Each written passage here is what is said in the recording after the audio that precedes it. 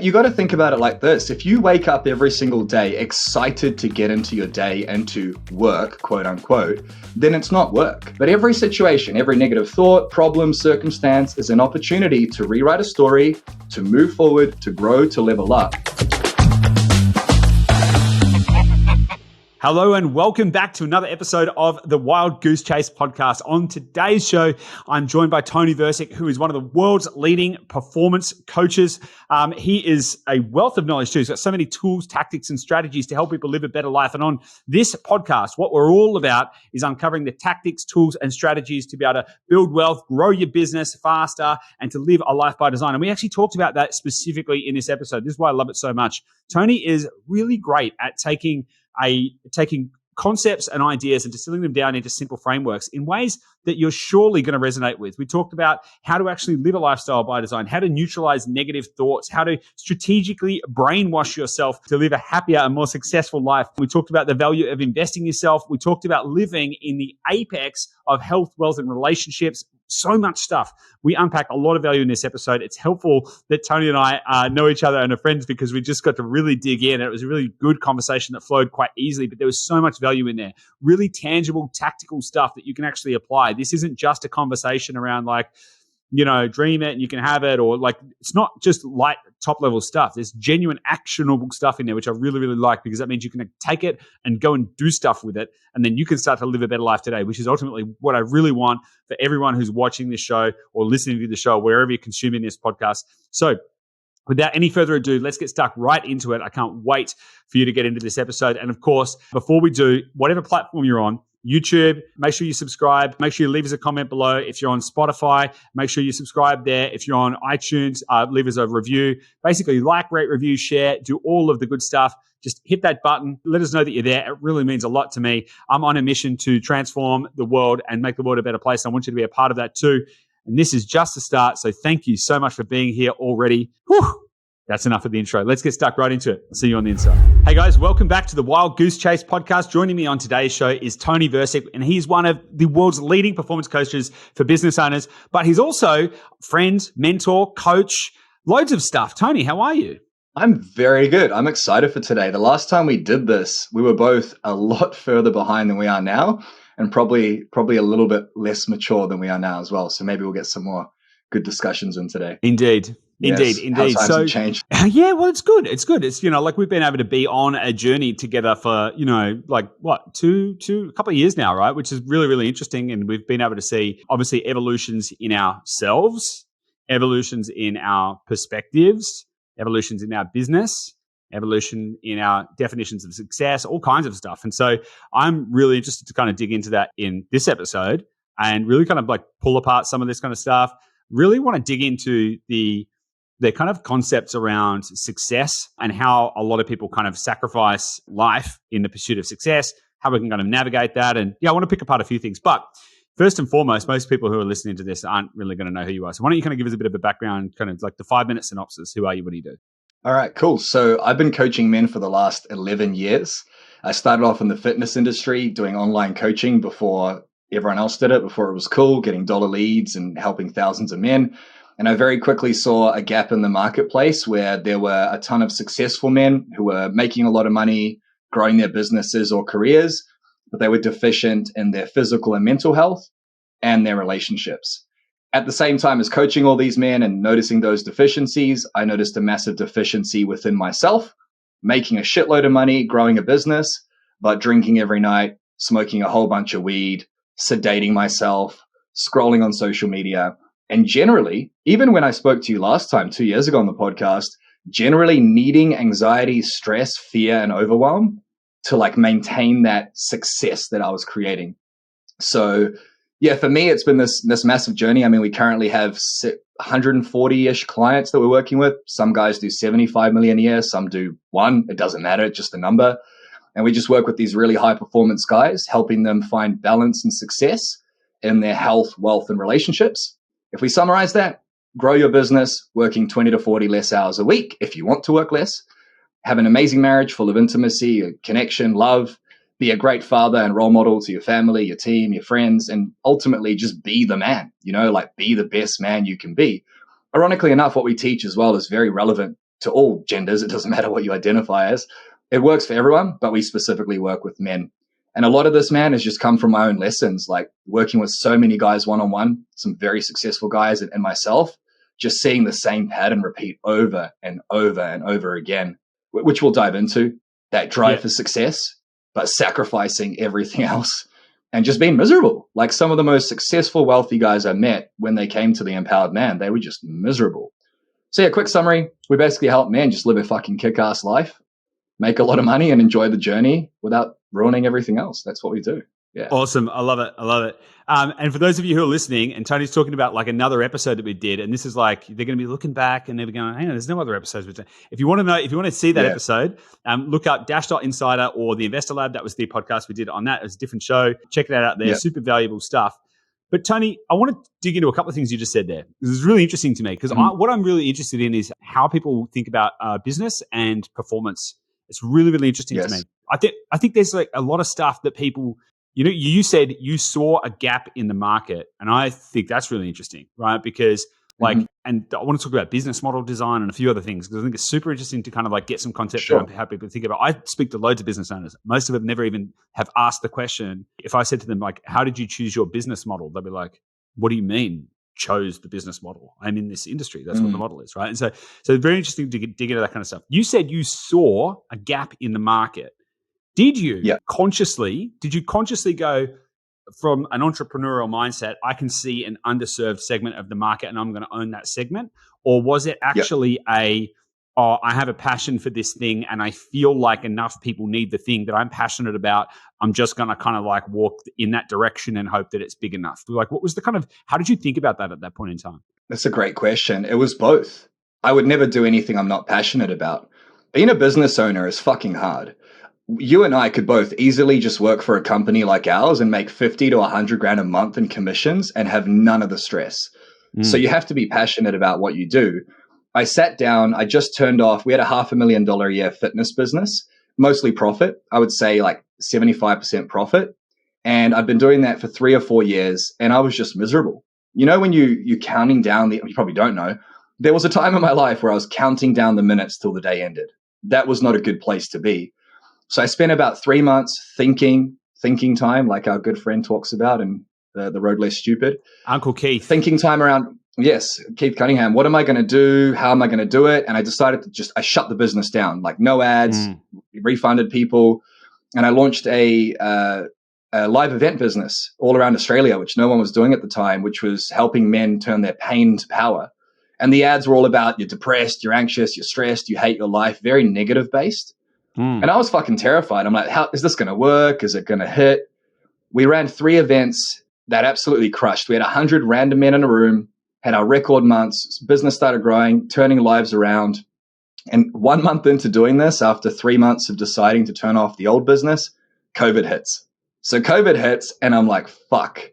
We're in Melbourne. We're about to run our 4th event. We had to cancel it the day before. And my whole world just shattered. I'm like, I've gone through this transition. I was so afraid. It's working. We're making an impact. We're making money. What am I going to do? So again, put my thinking cap on and I looked at all of my best clients over the years. And they were the ones who invested the most money, right? Because you play the level that you play at, the amount you invest makes a big difference. They didn't fuck around. They did everything I asked of them. And they were all business owners. They were all husbands. They were all fathers. I was a business owner. I was a husband. And I've always wanted to be a father. We now have an 18-month-old.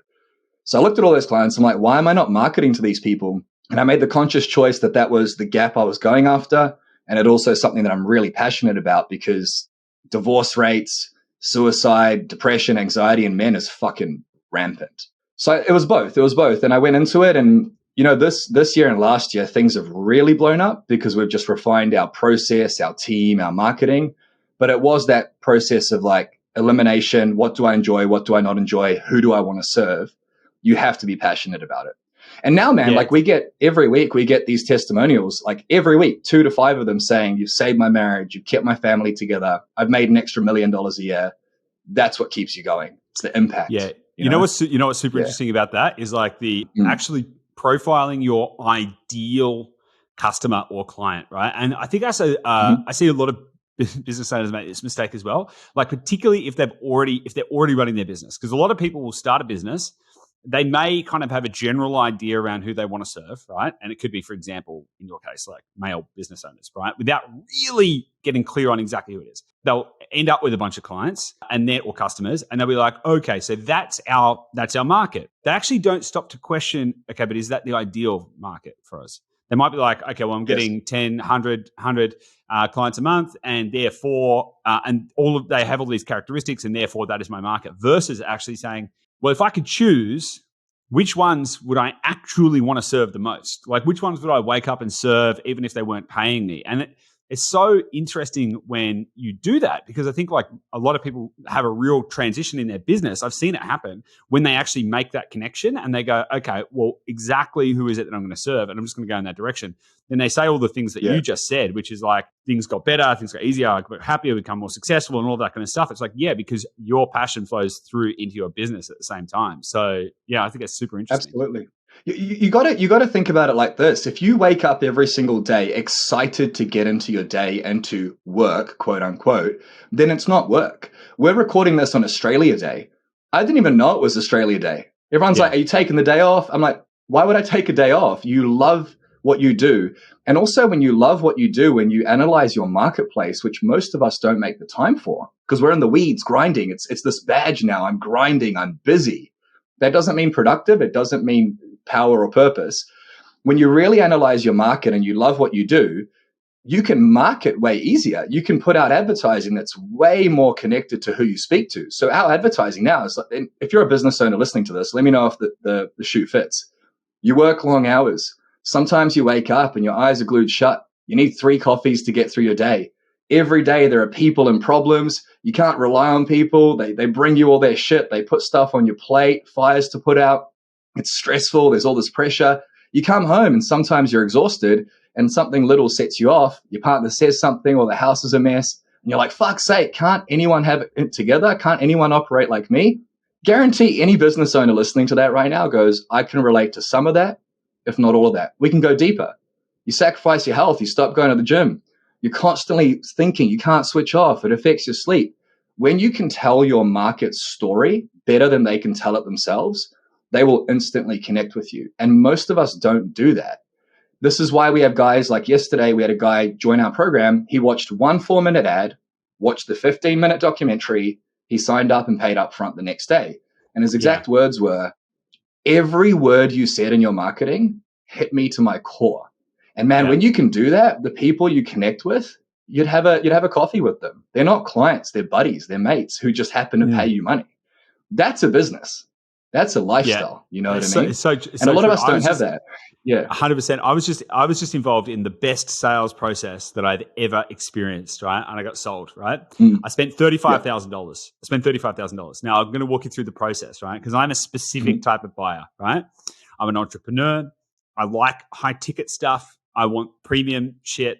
Like, I don't like to mess around, right? I don't want to sit through a 45-minute sales call, right? And so I kind of knew what I wanted, and I clicked the thing on an ad on the website, right, and submitted my stuff, my details. Within 5 minutes, a salesperson it's from Grant Cardone's enterprise, right? It was from Cardone Ventures. A salesperson reached out to me on WhatsApp, right? Tried to get me on the phone. I'm international at the moment. Got me on WhatsApp. I didn't even speak to them, right? And then they were sending me videos. They got the whole sales team to be like chanting my name. Like, it was hilariously on point for making me feel unique and special. I didn't enter into the thing that I wanted, I actually couldn't get. I realized I wasn't going to be in the country at the time or whatever. And I was like, well, what's the next event where I can get the same level of access that I want, right? And he was like, well, there's this. I was like, okay, cool. Just give me that. The whole sales process was done by text and whatever. I genuinely like the guy. I'm like, we're still texting each other. I'm like, this is awesome, because he knew my psychographic. He picked up my psychographic quickly, and he tailored his approach to suit the exact profile that I am. And I was like, oh, this is perfect. I was laughing and I was sharing with people. I'm like, check this out. This is the funnest thing I've gone through. And so when you can create that synergy between your offer and your business and your ideal client, then that's perfect, right? It's good for everyone. It's fun for everyone. So absolutely. I want to swing back a little bit on something that you touched on earlier. I want to talk a little bit about lifestyle design, because now This is something I'm really passionate about. Some people might have heard the term lifestyle design in like the 4-Hour Work Week by Tim Ferriss. If you haven't read the book, it's a great book, but probably can't do 4 hours work a week. But to me, I'm someone who likes to work. As you mentioned, this is Australia Day. It's a public holiday. I'm like, I don't believe in public holidays. I don't believe in days of the week. I don't really care. Weekends. There's no weekends. Yeah. I don't care. Yeah. Like, like the limbo week in between Christmas and New Year's and stuff where no one knows what day it is or what date it is. Dude, I was in bliss. I was like, it's day. Doesn't matter what the other bit is. It's just day. Great. Let's go.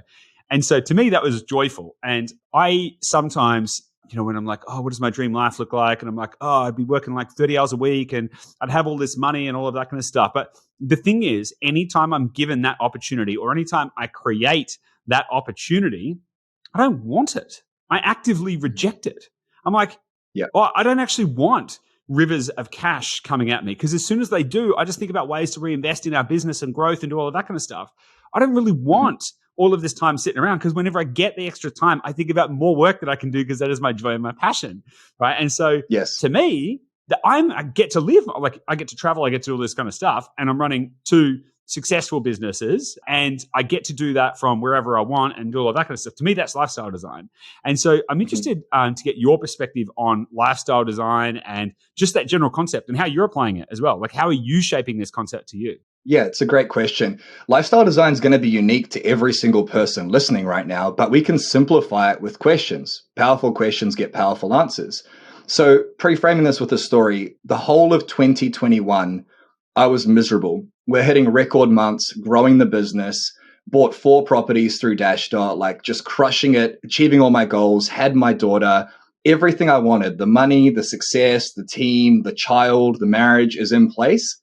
And then for 6 months in 2021, from when my daughter was born to December, depressed. Like I'm talking suicidal at the end of the year, thinking I'm quitting business. This is too hard. And I'm grinding. I'm putting in the work. I'm putting in the hours. I'm achieving, but I'm just miserable. What I realized was that I'd completely lost sight of the vision. A lot of us in business, we're chasing that thing. We're chasing that financial target. We're chasing that number in our bank account. We're chasing these tangible things. And we forget that it's an infinite game.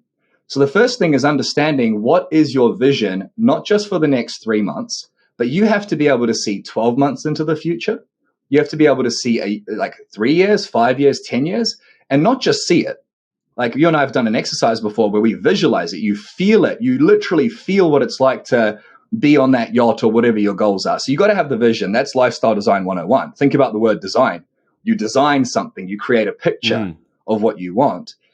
The second is understanding what you want and what you don't want. So a lot of us are like, I want to be wealthy and make money. But if you also have values of family and freedom, that's going to clash with the grind that it requires to achieve those targets. So you can just ask yourself with a pen and paper, what do I want? What don't I want? So now you've got the vision, which is the end goal that's infinite really. And then you've got the things you want on that journey and the things you don't want. And you simply remove the things you don't want and do more of the things that you do. The third thing I would say that's extremely important for men like you and I and people listening who are addicted to work and love it. For me, I'd rather do that than go surfing. I used to love surfing. I feel like when you get to that 7-figure mark and then the 8, it becomes something you just love, like most of the time. Yeah. Your family and friends are often not going to understand until you get new friends and you can't really change your family. So I know with your partner, she's part of the business. You guys grow together. My wife's the opposite. My wife, she wants to start a business, but she's a stay-at-home mum. She's only just started doing personal development. Go ahead. How do you navigate that? Because I see that playing out a lot actually. Like when 2 people develop at different rates. Like yes, I'm really grateful that Gabby and I are on this journey together.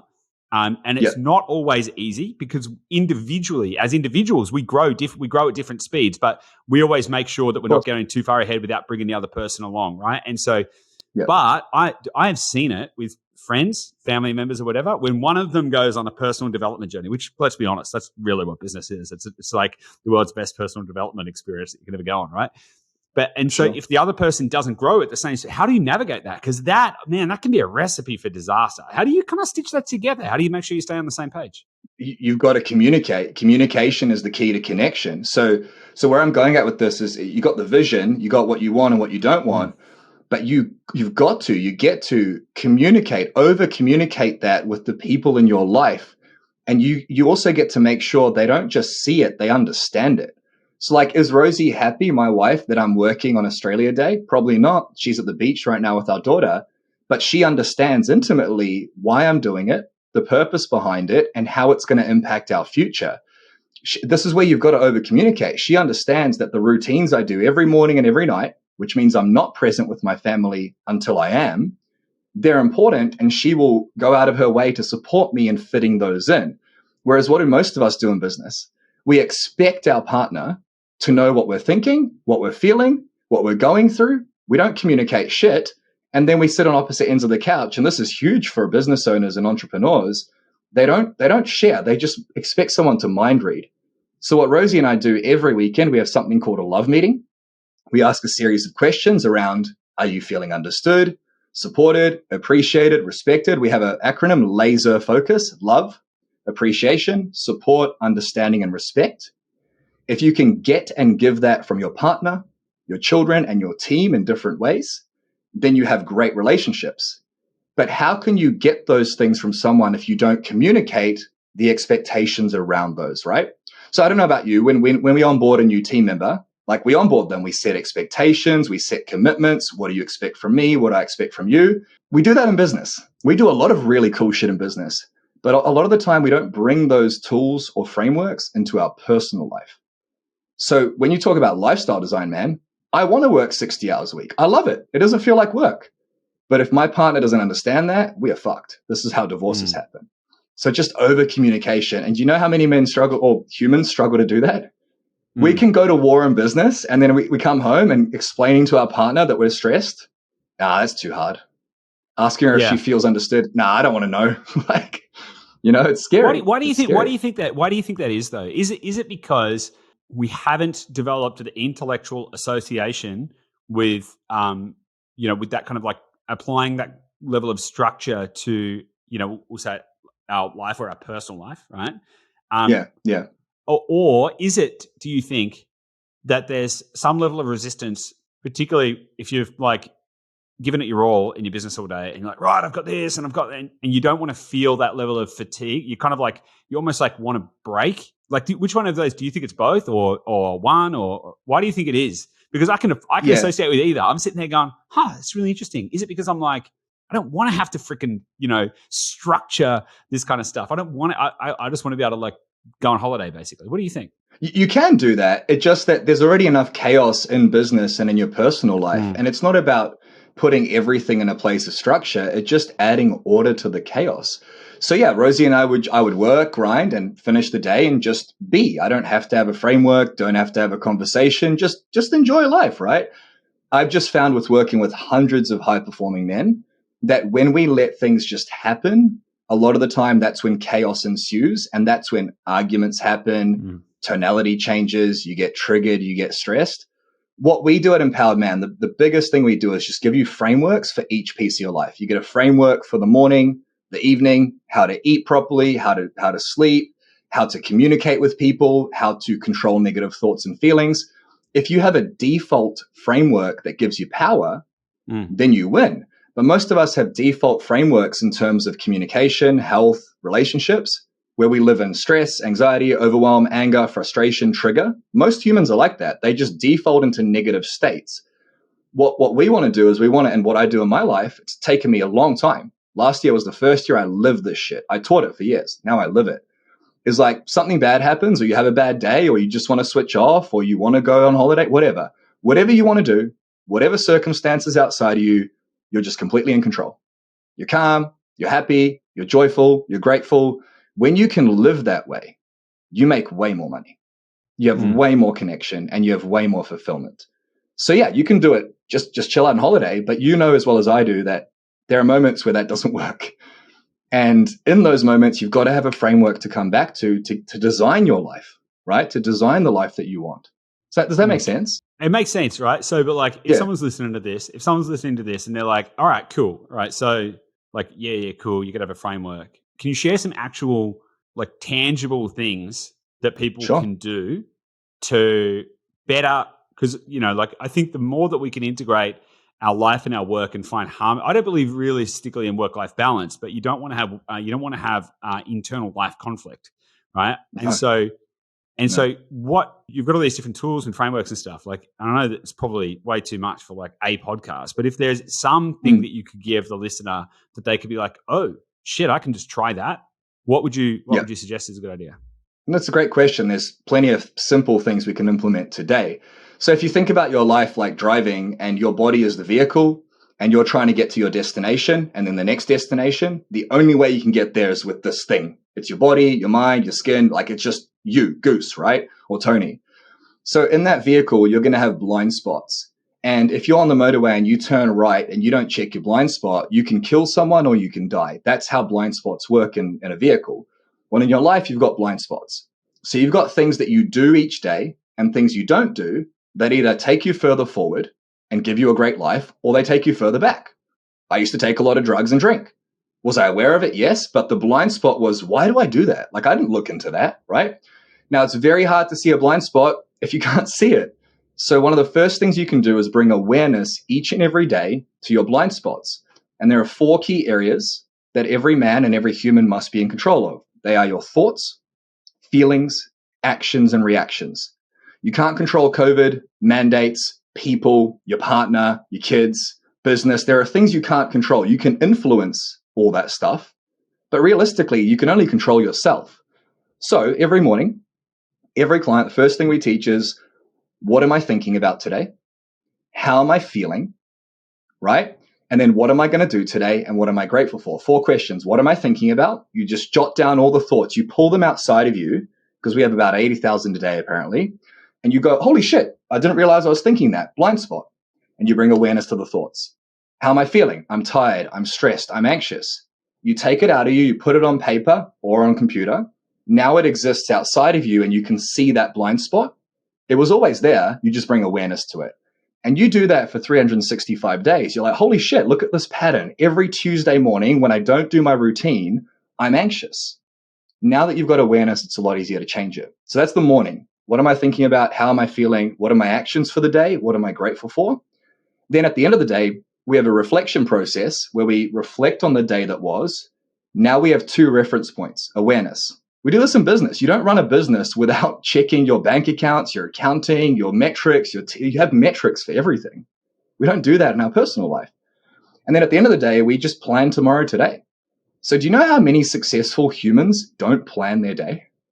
It is fascinating, right? So every night before I switch off, before I get off the computer, I just map out my calendar. I map out my day. I do it every weekend, every night, every morning.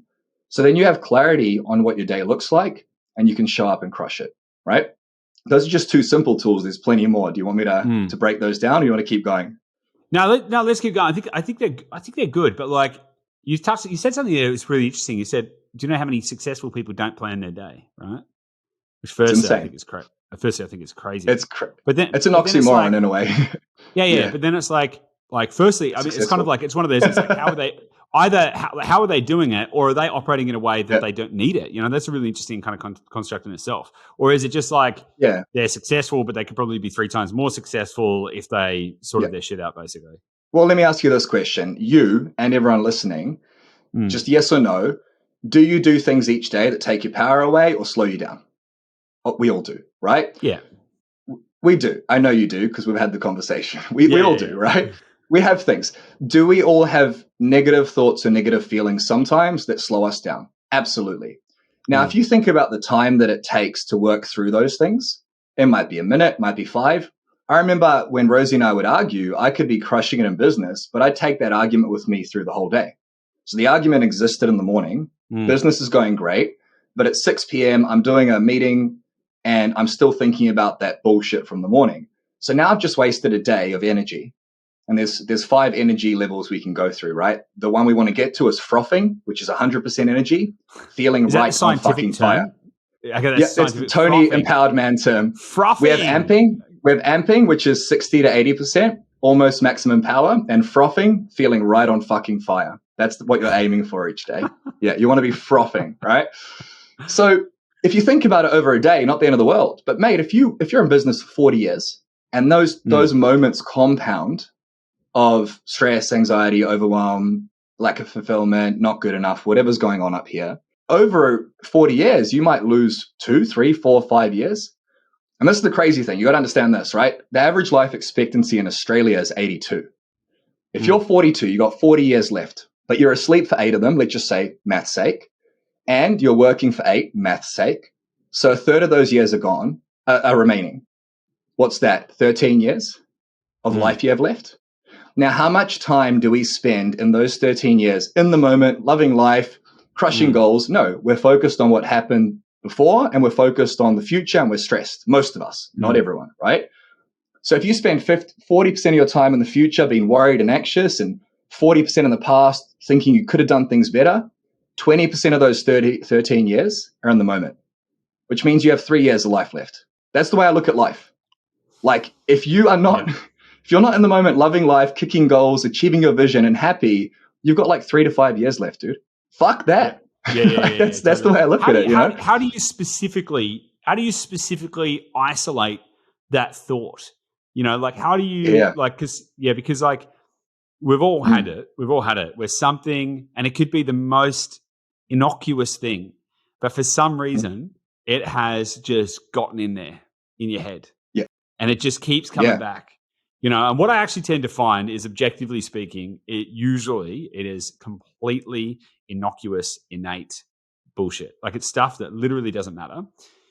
But it could be like someone on your team has done something, but they just haven't done it in just quite the right way. And you're like, oh my God, it's like, and it just gets in your brain and you just can't let it go. Yeah. Right? And then you could be in meetings. You could be speaking with your partner later on. You could be like, I've had it personally where I'm like, I know that it's irrational. It's irrational. And I'm like, I'll be walking along with Gabby. She's like, what's up? And I'm like, I just can't get this freaking thought out of my head. So what is the process by which you can isolate and then neutralize that thought? That's a brilliant question. It lies in the question or the way you framed it. I can't get it out of my head. Whatever the mind of man can conceive and bring itself to believe, it can achieve. Is that Napoleon Hill? I think so. Yeah. Right? So words are power. We do not walk around like cavemen grunting, ooh, ooh, ah, ah. Every thought is framed in language. In this case, the English language. Now, thoughts and language are literally just stories. Literally is probably not the right word. I hate when people misuse it, and I misuse it. It's just language. It's stories, right? So the story is one that comes up for me a lot, and we'll dive into the team member, is I'm not good enough. I should be further ahead. I should be achieving more. That comes up for me a lot in business and in my personal life. Now, if you believe that story, it's now going to create feelings inside of you. If that story is true to you in that moment, even if you logically know it's not true, you feel like it's true. And you can't logically get through a feeling. You can't, right? It's like telling someone who's angry, calm down. That doesn't work very well. Or someone who's anxious, just chill, you'll be fine. No shit. I haven't thought of that, right? So the stories come up. I'm not good enough. It's too hard. I can't do this. You feel this anxiety. You feel this stress. All you've got to do is rewrite the story. And by the way, we got a message from a client. He does about 10 million a year, going through relationship issues. He's on week 3 of our program. We're working on this exact topic. And he said in his whole life, I think he's 42, this is the biggest thing I've ever learned. He's like, thank you so much. It is as simple as just rewriting the story. If you can rewrite the story, rewrite the language, the emotions shift and the actions and reactions shift. So let me give you an example. I'm not good enough. I'm failing. I should be further ahead. That's the story. First step, step 1, bring awareness to it. Oh shit, that story's come up again. Let's write it down. Let's take it out of my head. Let's take it from the blind spot, make it conscious. It's consciously there, not just subconscious. Then you break down the story with language. So where am I good enough? What have I achieved? And you start building evidence for a different story. Now, when you get really good at this, you can just believe the new story. I'm not good enough. Yeah, no, that's bullshit. I'm not letting you in, right? So imagine a thought comes into your door. Oh, that team member fucked that up. That thought is knocking on your door and you're like, I'm not letting you in, bro. But if you entertain that thought, you let it in and you start feeding it tea and biscuits, it starts to make itself at home. It starts to feel really comfortable. It's now inside of your home. So you address the thought, bring awareness to it. Step 2, ask powerful questions to shift the thought. You can either say, I don't believe that, fuck off, or you can go, where am I good enough, blah, blah. Step number 3, consciously choose to believe the new story. You might not believe it logically, but you go, you know what? I'm going to choose that different story because it serves me better. And I don't want to believe in anything that takes my fucking power away. Because I want to make lots of money, help lots of people, and have a fucking kick-ass life. And I can't do that if I believe in my bullshit. So address the thought, rewrite the story, choose a different belief system. If you can do that, you win. Another example in team. I used to, when my team fucked up, go, that's bullshit. They should know better. I would have done it better. Address the thought. I'm like, cool. What can I take ownership for here? I could have trained them better. I could have communicated better. I could have asked them if they understand. I could have had an SOP in place. Now that thing that was stressful and annoying becomes something I'm grateful for because the news story is, cool, this is an opportunity with them fucking up to grow and become better. Now, if they do that multiple times, now we have a problem. But every situation, every negative thought, problem, circumstance is an opportunity to rewrite a story, to move forward, to grow, to level up. And when you look at life that way, man, there are no negative thoughts. There are empowering thoughts that take your power away for a second and then you just choose a fucking better option. Does that make sense? Like, it sounds so simple, doesn't it? Negative thought, negative problem. Yeah. Basically, you just brainwash yourself. Basically, that's pretty much what you just said, right? You literally do, and it's so simple. But it's so interesting, right? Because basically, what you were saying is exactly the same process for effectively manifesting whatever life you want on any context. And I think what is really interesting about that is, like, scientifically, it's proven, right, that your thoughts create your actions and create your reality and all of that kind of stuff on a sort of like quantum level, but also on a programmatic level. That is what is really interesting. And so if you tell yourself consistently enough a story in a way that you can believe it, then you'll start to live that story, and that story becomes true. Now, whether it's all completely woo-woo or whether it's some kind of quantum energetic fields reacting, or whether it is simply programming yourself to seek out that reality and to live that reality as fact, like, it doesn't really matter, because the outcome is actually the same. And so just in the same way that if you wake up every day and say, and have a vision of your life as being successful and wealthy and living in a really nice house and traveling a lot and doing all that kind of stuff, versus if you woke up every day and said, well, I'm probably not going to achieve anything, and I'll probably still be here in 10 years' time, and I'm not really worthy, and nobody loves me anyway, and I guess I'll just go through another day. Like, both of those things will come true. Like, both of those realities will come absolutely true. And it is specifically by changing your mind that you get to define the reality that you want. I am the living example of that. Like, every stage of my life has been a specific decision. I'm like, okay, I'm going to specifically decide that, and then I'll put all my thought and action behind achieving that thing, and then we just go and do the thing. The exact life that I get to live now is because I'm like, well, I want it like this, so then we just go do it. In fact, what's really interesting, other people may not know, but Gabby and I moved. Gabby is my partner, who was on a previous episode of the podcast. We moved to Bali. But what's really interesting about that is that wasn't a long-planned thing. That was a relatively spontaneous moment. We had been working for years. We hadn't had a holiday. We were burnt out. We were tired. We were like, oh my God, we just need a break. And we went on a holiday to Bali because we were running away from the business. And simultaneously in that moment, I was like, I woke up the very first morning that we were there, and I was like, what the fuck have I done? I've created a life that I'm trying to run away from. And literally at that breakfast at that morning, I said to Gabby, because I was like, this has got to change. I do not want a life that I need a holiday from. So we've stuffed up here. And I said to Gabby that morning, I said, hey, we should move to Bali, right? So in that moment, it was spontaneous. Now, it took us 3 days to make the decision, 6 weeks to make the move. That's how quick it was. But when we were making the move and we were packing up all of our stuff in Sydney, and we were like throwing things out and putting stuff in boxes, Gabby found, because she'd write out her goals most mornings, she found some notes from where she was writing out her goals like a couple of years prior. And it talked about living in a villa in Bali with a pool and all of this kind of stuff. And she had forgotten about it. These things, you get that programmatic thing in there, and then it starts to play out. And it's this kind of same thing. You can then just apply that on any kind of micro element that you want in your life. I've been telling myself for ages, rather than like, I want to be fit and healthy, it's like, what characteristics or what behaviors would a fit and healthy person have, right? They would exercise every day, right? Or they would exercise regularly and stuff like that. So rather than saying, oh, I have a vision that I'm going to have a six pack and like, I'm like, Yeah. I exercise 6 days a week and I write that down as a goal. And and I start to live that out, and then you get the benefit of that. So I think it's really interesting that piece of advice transcends just beyond the control that thought. And then it's a permeable aspect of like control that life. Yeah, I really want to tie this off as well because it's extremely important. Everyone understands this, and I didn't for years, is it's all just about perspective. So everything you said is perspective, and there are other people who would have been in the exact same situation who would have continued living that life. It's all about your perspective, and your perspective is power. So often we hear from our clients, it's so hard to find stuff. I had 2 team members leave last week. That thought went through my head. I'm like, fuck that. I wrote it down. I'm like, cool. How can I find stuff? Where can I find stuff? I'm going to find stuff. And we talked at the beginning about lifestyle design and having a vision. The vision isn't I have a nice car or I've got a 6-pack. The vision is I'm eating well. I'm exercising. It's an I am conversation. And it's words that end with ing. They're doing words.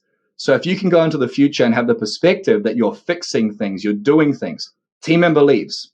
One person goes, it's so hard to find staff. The other person goes, I'm going to be finding someone new in the next 2 weeks. It's the same situation. It's just a perspective around it. And I see this with Tony Robbins. Like for years, I'm like, how is that dude always so happy and positive? Surely behind the scenes, he's negative. I realized last year, first year of my life, you can live in that state almost all the time. Tying this together, none of this works unless you consistently get in a powerful routine. We have a morning routine, an evening routine. We teach our clients. We have a throughout the day routine. Because if you think about it, if you fold your arms, you don't have to think about it, right? But if you fold them the other way, it's really uncomfortable. The next time you wipe your butt, right, do it with the opposite hand. It's really uncomfortable. So if you've heard anything here that makes you go, oh my God, that makes so much sense, it's going to be uncomfortable to repattern yourself. You talked about the operating system or the programming.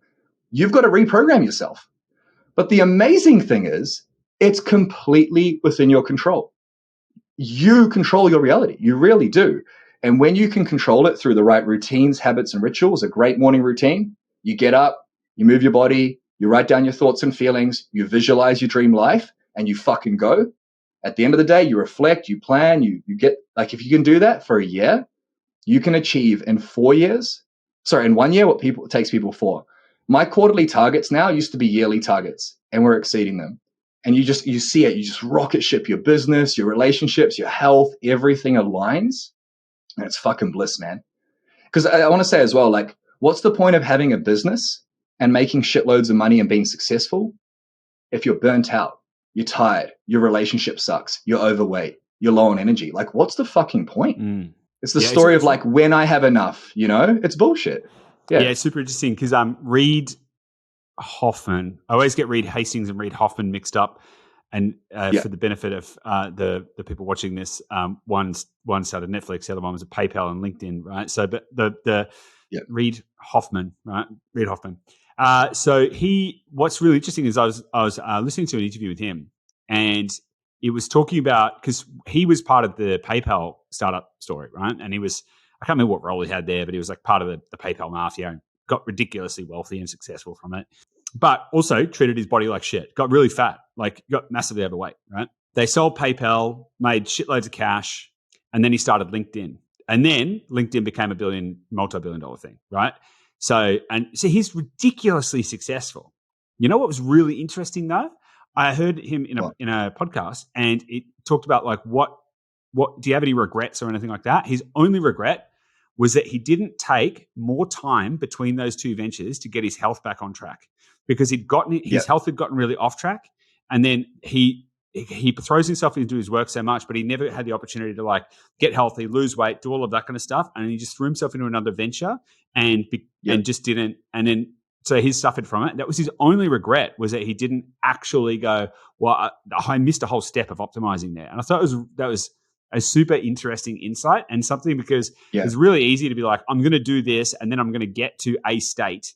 And then when I get to a certain place, then I'll be happy. Or when I get to a certain place, that's when I'll take care of my body. Or when I get to a certain place, I'll do the thing. But to your point, like, what is the point of doing that? The other thing as well is you just might not get there. Like, you just might not get there. Like, you could just die. Like, you could get hit by a truck Any and then second. like, yeah, exactly. Like, not to be too fatalistic about this, but like, none of us have any idea. Like, so to the degree that you may delay life and never arrive at that point to live it. And I think that's something that's really, really missed, which is a really tough juxtaposition when you're trying to grow a business as well. And when you're trying to create a life, there is an element where you're like, I'm going to commit, I'm going to sacrifice, I'm going to do all this stuff. And there's a lot of tension there, but I think in the tension is also where the magic happens, right? Do you know why this happens though? And we've both done it, is because we feel like, or the story is, again, thoughts, language, stories, that we're too busy to have it all.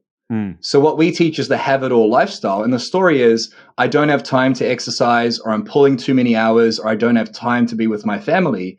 And that is true if you believe it. But there are thousands of men and hundreds that we currently coach who do have a massively profitable business. They make more money working less hours if that's what they want. They lose 20 kilos and get physically fit and feel fucking on fire again. They're frothing.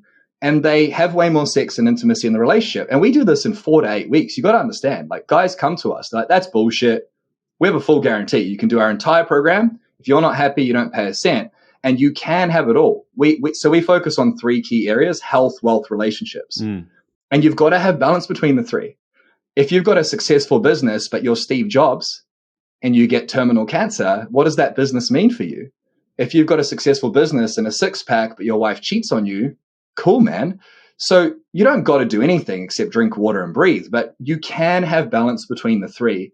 And the guy you referenced, I don't have a crystal ball, but I believe he would have had even more success had he done them simultaneously. And you can, but the story was, I'm too busy or whatever it may be. And I understand. I don't judge people for that. They just haven't found a system or a framework like what we teach. So they believe they have to focus on one area. But you can have all 3. And you've seen that, and I've seen that now. And it's a lot more fulfilling when you have energy. You wake up excited. You finish the day full of energy. You know, you're fulfilled. You think and feel clear. You communicate well with your partner. True success is having all 3.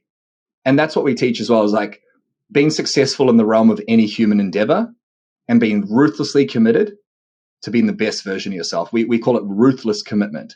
That doesn't mean one area. I am ruthlessly committed to being the best man I can be for my family. That's the mantra, you know? And when you do that, life's so good. It's just phenomenal, you know? It really is powerful. What is success for you? Is it just being in that state? Like, is it just being in that state? Or is it like, it's like, I mean, it's being in that state, but it's it's being in that state when I'm on a freaking, you know, in a private jet, or like, you know, what is it? Is it the being, or is there a destination that you're simultaneously aiming for? Because there's a juxtaposition between those 2 things. It's a really, really challenging question to answer. I haven't actually defined success because I don't know if I can define it. For me, it is a being, it's a feeling. So I want a Rolex. I love watches. I've got it up on my wall. I'm on the wait list. I could buy one tomorrow secondhand. Why? Tell me about that. Why? Because of the feeling every morning when I visualize putting it on. It's like putting on armor for me. I've attached a meaning to it. It's my own story. It could be bullshit. That this represents the hard work, the business growth, the impact. It's just a representation. It could be a fucking garment. Who cares, right? Yes. The point I'm trying to make is, I know for a fact that when I buy that Rolex, my world's not going to change. I'm not successful now that I have a Rolex. I'm not successful when I'm on my boat. I don't need a yacht, right? But it's the feeling. So there's 2 levels. There's the success of achievement, and then there's the success of just loving my life. There are 2 different levels of success. And I can chase the dollar amount in my bank account, but I know for a fact from being depressed in 2021 and suicidal, when I'd made the most money, that didn't make me happy, because there's always a new target. So I believe success is chasing big goals and dreams that have an impact while loving the game, loving the journey. It's an infinite game, and you won't feel great forever from achieving the targets. You just got to set new ones. It doesn't stop. It's loving the journey. Man, it's waking up today and feeling a bit of anxiety, smashing my routine, eliminating the anxiety, and being pumped for the day. It's, if I want to, I can take tomorrow off and a week off because my team's in place. It's having 3 levels of freedom. Financial freedom, because whether you like it or not, money is extremely important. It gives you freedom. Mental freedom and time freedom. If you have mental freedom, financial freedom, and time freedom, I think that's success. Because you can have financial freedom, but you're on your yacht and you can't switch off your brain and you feel anxious. That's not freedom. That's not success. So if you can get those 3 levels of freedom, love the fucking game. And if you're listening to this and you don't love any part of your life, you get to change that. You're winning. That's life. And if you can do that for 30 fucking years, like we all know a mentor who's in his 60s who's just the happiest guy ever. But how much shit do they go through to get there? You know, they've got 60 million in the bank, but what do they suffer? How do they suffer? You know, that's another thing Goose, with a lot of men I work with is the story that you need to suffer and you need to be anxious and stressed to be successful. It's just a fucking bullshit story. Yeah, that's interesting. You mentioned that at the start of the episode, and I really resonate with that, right? Because like when I get to a place, and we've spoken about this before, but when I get to a place where I'm like not stressed or I'm like something's wrong, and I will actively I'll go and start banging and clanging to try and find a way to like rev up the engine, because I'm scared that if I'm not in a state of heightened momentum, heightened stress, that I'm probably not moving towards my goals, and that's a proxy I'm failing, right? So super interesting that you mentioned. Yeah, I know it's another story. It's really it's the belief system that's helped you become successful. So we've now attached some level of truth to it. But let me offer a different perspective, because I felt the same up until a year ago. Yeah, have a vision so powerful and so big, you don't need a crisis to take action. So instead of like going away from, you go towards. If you think about it like this, if you're going away from, you're facing the things you don't want. I don't want to be a failure. I don't want to fail. Sure, you're still thinking about success and growth, but you're sort of backstepping towards your goals. You're also building immense stress within you, which kills. This is one of the biggest killers. Whereas if you turn towards what you want and what you don't want is behind you, you have the thought, I'm not good enough. I need to be stressed. You're like, fuck that. Nah, screw that. That can go over there. I'm not looking at it. And you just directly focus on what you want, you will take action. You don't need motivation from pain or stress, because you're so inspired each day that you just do the shit you need to do. Like on a Sunday, I'm taking calls, you know, I'm working 7 days at the moment. I'm not doing that because I'm afraid of failure. I'm doing that because I want to. I'm like, this is great. I'll work for 4 hours and then go to the beach with my family. That's very different to 2 years ago. I'm like, fuck, I need to work Sunday. We don't have enough money. This. Like, it's just stories, man. It's all just belief systems and stories. And they can destroy you. They can destroy marriages. They can destroy your health, your happiness. Yeah, no, I agree. Very good. Very good, Tony. Any other bits of advice that you think we should be digging into before we wrap it up? I will tell you the biggest thing that changed my life last year. There were 3 things that changed my life. Okay. One was routines, habits, and rituals 7 days a week. Okay. So there are no weekends. There are no holidays. I don't do my routines and get into a good state every morning, 5 days a week. I do it 7 days a week. I'm currently on day 90 or something, 100 of every day. The second thing was having consistent vision and seeing it daily. So we teach this in our program. It's called the North Star. Happy to drop a link down below with an example of mine, where you can literally see and feel your vision. I know you've got one, Goose, so clearly that it makes you excited and ready to crush the day. And every morning I close my eyes, I do 30 breaths like that, and I see it and I feel it as if it exists. I leave the room, I'm there. Third one, last year I spent $107,000 on mentors, coaches, and courses. Half of that was a waste of money, but the other half was worth every single cent. And I'm truly realizing that the more you invest in yourself, I've always invested in business and team and all that sort of stuff. The more you can upgrade yourself, your skill sets, your traits, your capacity, your mindset, the faster you will grow. And we turned that 107 into 1.3 million last year. We'll probably do 5-ish. Half of that will be profit this year. I could not have achieved that if I didn't start investing more. I remember talking to Rosie in February last year, and it was 52 grand, 36 US, 52,000 Australian for this course. And I was so scared to do it. And that in February, that was the catalyst for me just skyrocketing. Because when you invest that sort of money in yourself, you have to fucking make it. You know what I mean? So I know not everyone listening can do that, but take 10% of what you earn, find a mentor, find a coach, find someone who has the life you want, and pay them a shitload of money. this will go over a lot of heads. But if you do that, man, like I work with one-on-one coaches now. I pay them a lot of money and I get so much value from that. So that would be my advice to anyone listening. Find someone and pay them. Couldn't agree more. And I think that to me, there's another part of that, right? And I really believe in staying broke, right? Because I think fat bank balances make lazy business owners, right? And so to me, I think that you said 10%, right? But I'm like, you should be spending more. Like you should be spending more because in my opinion, because then you're not complacent. You're not complacent about your business. You're not complacent about your life. You go a hell of a lot faster when you feel that you need to, and you can manufacture that. Now I know we just talked about having the need for stress and anxiety, but also like don't get me wrong. Like if you like overcommit, get it. What are you going to do? You're going to level up to that commitment pretty quickly, you know. And I have to. You have to, right? And so particularly when you put yourself in a position where you have to, because you do a hell of a lot of things when you have to. You do a hell of a lot of things when you have to. Not that long ago, our business was in a pretty tricky situation. We were like, okay, what are we like? How are we going to get out of this situation? But because we had to, we didn't have like huge big fat bank balances. We were like, well, if we don't, we're dead. We're toast. So then you're forced to find creative solutions, and particularly when loads of other things don't work out. Where you're going to be forced to find 5 or 10 solutions. See, I personally believe, and like in terms of the investing in mentors and coaches and all of that kind of stuff, I think just like the more you can lean into that, the better. And I also think as well that the way that I see it is I never expect the other person to provide the value. This is an interesting thing.